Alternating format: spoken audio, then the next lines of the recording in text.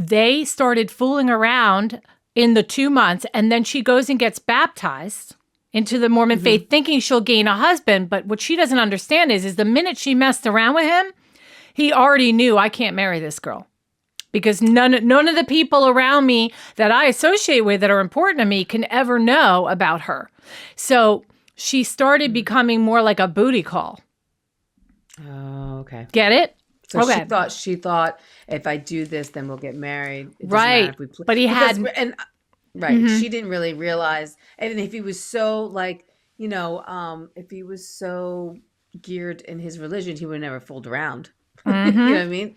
That's Take right. two, Dango. That's right. So it is really, really sad because this was all happening, unfolding, and she thought I'm landing this great guy, but she was purely a convenience for him eventually. And he actually gets dirtier with her on the phone with the way he talks to her, like she's just an object. Right. But to everybody else, all the other girls, he's a gentleman with them. He never showed this side with any of the other girls. So she does later quote, "I am your dirty little secret." And that is going to come out in a phone call that all the calls between them were recorded by her, and incredibly embarrassing and shameful calls. To her? No, between the two of them. I mean, the fact that she recorded them and they're allowed to be used in court and she sits up there while these things are playing, they are so bad that everyone in the courtroom was like, they were just embarrassed for her and uncomfortable just to sit and listen to them. Right. So, here's our timeline, okay? So, September 2006, they meet at the conference, and then I want to show you a little bit of prepaid legal so that you know what the company is that they do. Okay. Okay, so this is just a 30-second prepaid legal ad so you can know. They basically sell legal services, This is his company that he works for. Yeah, the pyramid scheme. Oh, yeah. Right. Okay. Okay, here you go. Couldn't get my money back. I had my identity stolen, but the bill collectors wouldn't listen. I thought I could. Let me turn that up. Legal situations happen every day. Who will you call if you need an attorney? I found out about prepaid legal services. It's only $26 a month. I got the identity theft shield for only $9.95 a month. With prepaid legal, you have an attorney just a phone call away. Look at it as insurance for legal problems. Prepaid legal even helps with contract review, traffic tickets, and will preparation. Even the playing field. Call Aker & Associates today. And that is an actual ad from 2006. I was going to say, that whole blue looking thing, that kind of looked a little familiar. Right. Oh, it did? Yeah. Oh, no. Yeah. I never saw that back in the day. Did anybody else ever see that on TV? I don't know. I feel like that, yeah. Okay, and then I have a clip of Travis Alexander's very last presentation on April 24th, 2008. This is him, so you can get an idea of Travis's personality, So, Okay. yeah. I may be in your midst soon, so. But then I won't be as cool, because when I'm here all the time, you guys are like, oh, it's just Travis, So, Mr. Alexander when I live in Arizona, but I'm Travis here. You'll have to excuse me. I just spent all day skiing. That's why I'm burnt. I look like a bottle of Grey Poupon that was set out in the sun for a while. But if you look at Mr. David Hughes, he looks like he got set on. 98% of his body got set on fire, but it missed his forehead. So he had a beanie on, and so I guess I got more burnt, but I don't look near as silly as you do. So, but. A great guy, and I appreciate him taking me out. And the funny thing is, and I'll talk a little bit more about the skiing later. We all have our strengths, and we certainly all have our weaknesses. And as good as it's. Let me just put it to you this way: skiing is a weakness of mine, and I came with. Pants that were suitable for skiing, and I thought, well, I'm leaving tomorrow. I need to pack light.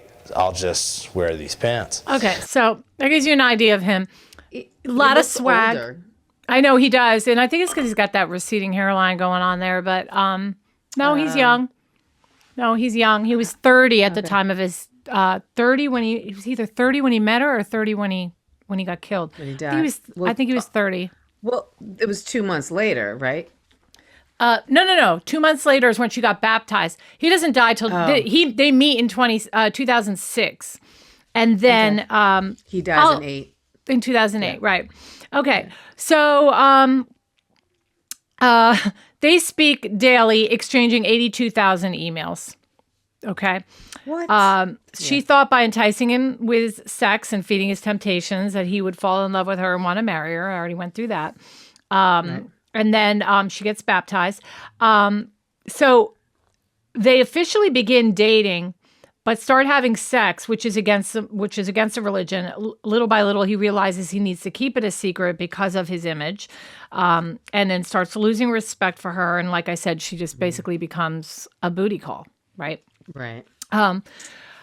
So on June 29th of 2007, Arias and Alexander break up finally, but continue to see each other just for sex. Weeks later, though, after the breakup, she moves to Arizona and gets her own place, which really weirds him out because they just broke up, and all of a sudden she picks up from California and just goes and moves to Arizona. And by the way, she had met a lot of the same friends that he has, and some of them were, kind to her, and she kind of pushed herself in that group just so she could be near him, even though they broke up. So she was calling and having lunch and getting together with this person, and they all knew Travis. And everywhere, he'd go, she'd be lingering somewhere nearby. Right. She waits tables, and then convinces him that she could clean his house and he could pay her. And he's like, and he feels bad for her. So he's like, all right, I'll let her. Meanwhile, he's still having dates with other girls, but she's coming in once a week and cleaning the house. And, and he notices things are getting moved and drawers are open, and she's really, and friends are coming to him and saying that, there's something really weird about her. You need to get rid of her. And he's like, and there was a side to him that was like, he was telling them, it's all right, she'll be fine. I'm not worried. But the whole reason why he kept her around was because every now and then at 1 or 2 in the morning, he called her on the phone and said, come over, and they'd have sex. Okay, so it's really, really sad. Travis tells friends he doesn't like that she moved closer, but he's also being a hypocrite, obviously, because he's having the sex with her. He starts really heavily dating other women in December 2007, and he believes Arias was responsible for slashing his tires outside of a date he was having, he was in a restaurant. Yeah. I'm sure, yeah. And then someone was sending harassing emails to his new girlfriend. In April 2008, she blogs, this year will be the best year of my life. And then on May 10th, 2008, Arias posted her last blog entry hinting at emotional turmoil. And then May 18th, 2008, Travis Alexander posts about dating with marriage in mind and referencing fears of dating a potential axe murderer. I guess he had a blog going that was tied into prepaid legal, and people were following it. He had a huge following. Then Travis told friends. Remember blogs? Blogs were used to be really big. Yeah, absolutely. Really big back then. Yeah. Okay, so he then starts telling his friends that he suspects Jodi has hacked his Facebook, and then he tells her to stay out of his life. And Alexander's friends told 2020, the show 2020 at a later time, that they were noticing red flags with Arias early on. And they said they alerted Alexander to their concerns and that they'd even grown concerned for his safety as things grew toxic and volatile between the two. Quote, I started seeing things that were just disturbing, one friend said. Travis, I'm afraid we're going to find you chopped up in a freezer. From very early on, she was completely obsessed with him.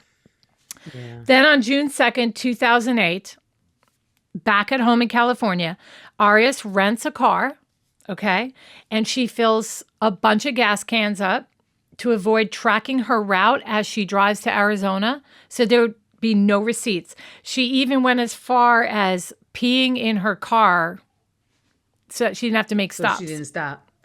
Wow. Yeah. Yep. Okay. She gets to Travis's house, and he thinks it's going to be a booty call. He thinks, well, because she was back in California at this point, so he thought, I'm safe. And then if she just comes to visit, I'll get sex out of it. You know what I mean? Right. So she shows up at his house in between June 3rd and 4th in the middle of the night.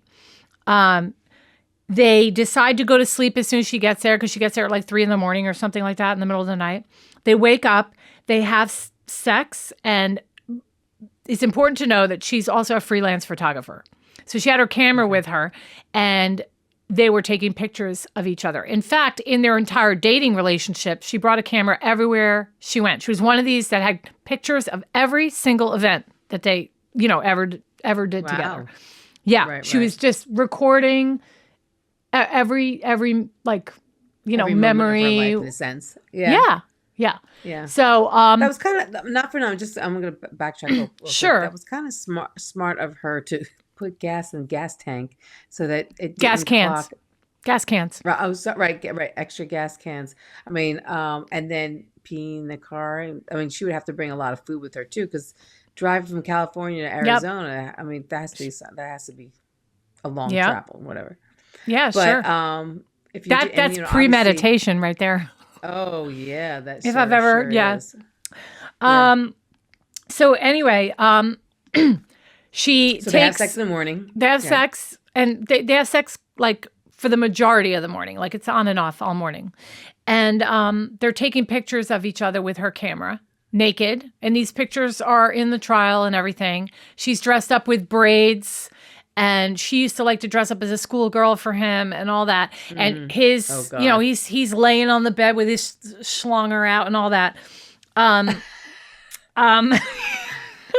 Anyway, they get into some sort of debacle. He gets into the shower because he's taking a shower, and she's taking pictures of him while he's in the shower. And somehow, while he's in the shower and she's outside of the shower taking pictures of him, some sort of an argument or fight breaks out because the killing happens within seconds. Seconds, yeah. Right. As soon as you said he went into the shower, I was like, oops. Yeah. He went into the shower and she took those pictures, and somewhere in there, he gets murdered. He gets stabbed 27 times. She slits his throat and she shoots him in the head. Okay. And the reason why we know that it's within just a few minutes of him taking a shower is because when she fled, she put her camera in the washer. And they found that camera and was able to take the disc out. There was no damage to it. Or at least, all right, let me not say that. There was probably damage, but we have experts today, right, that can pull that stuff off. Right. Footage, right. And it was Wait, timestamped. She put her camera in what washer? In his washer? In his washer, and I guess she ran it. Did she really think? But she didn't take the little thingy out, the little disc. Yeah, the SD card. Yep. And Why did you just take it out and smash it? the last photo of him taken was this. Oh. And this is him looking at her just before this incident happened. And he's found, I think I have, that's the scene of the crime as it was found. But it was a long time later. I'll get to that. Right. I'll keep it right on here. Okay, so So later that day, after she murders him, she puts the camera in the washer, and she had already pre-planned and made arrangements to drive to see this other guy that she had been talking to, that she met in the LDS community. Okay, so his name is Ryan Burns, and she told him, like a week before all this happened, I'm going to be driving to see you. And it was kind of like their first date. They had just been talking. So they talked a lot, felt like they got to know each other to a certain point, Ryan. And she made him believe that it was kind of hot and heavy and maybe they could actually be a thing. So she said, how about I come out and stay with you for a couple days? And he said, okay. So she had it all arranged to go straight from Arizona right to him, and she shut her phone off so that there would be no GPS tracking at all. Yeah. Right. Right. Okay. So she drives straight to Ryan Burns' house in Utah. All right. And then she lays around with him for a little while. They make out and stuff like that. Okay. So June 9th, and there's other stuff. I'm not saying everything yet because you'll hear it in the trial when we go through it. But like there's stuff where she got stopped by a police officer at one point, and there's a lot of crazy stuff that happened. On June 9th, which is, gosh, I mean, think about it. 6 days. 6 days laying in that shower. Okay? 6 His days? friends. Well, actually, one of our commentator wrote, I don't know what that means, pesky vermin? Incapacitated for a little over 2 minutes, tried to get out by going up the hall, got about 3 feet and dropped. You're talking about Jodi, right? I think she's talking about Jodi, or he is. Okay, so all right, so try not to leave anything out here, but so the friends showed up at his house on the 9th, and the reason why is because he was scheduled to go on a trip to Cancun that he had earned through prepaid legal, and this is also something that made Jodi very mad, is she knew that he was going to Cancun and he didn't invite her as his guest. He had a guest that he was allowed to bring, and he decided to bring this sweet Mormon girl that he's interested in now. And Jodi heard about it, and that was kind of like one of her last straws. Like, I can't believe it. You know, he was scheduled to leave to go, I guess, early that morning to Cancun, and the girl didn't hear from him. Like, hey, what's going on? You know, she was all packed and ready to go. So she and a couple of his friends went over to his house and went in to look to find him. And his roommate, he had a roommate that lived there with him as well. And the roommate had been living there for those 5 or 6 days, but never bothered Travis because when his door was shut, he never went in there. So he just didn't think he was home. It did have a pretty... Wasn't his car there? That's weird. Oh, okay. Thank you. Yeah, we started. Later on you can always rewind it and start from the beginning. But yeah, I'm going to be leaving some things out because I'm just trying to give an overview and get through some basics right now. And then we're gonna be going through what? Yeah, I'm responding to. Okay. Right. Yeah. So, she wanted to go to Cancun, and she was really mad when she found out he was bringing some other girl. And I think that was probably, everybody is pretty much in agreement that was probably the final straw. But keep in mind, she did crawl through his doggy door a couple times. And she also would watch him through windows when he was making out with other dates that he was bringing home.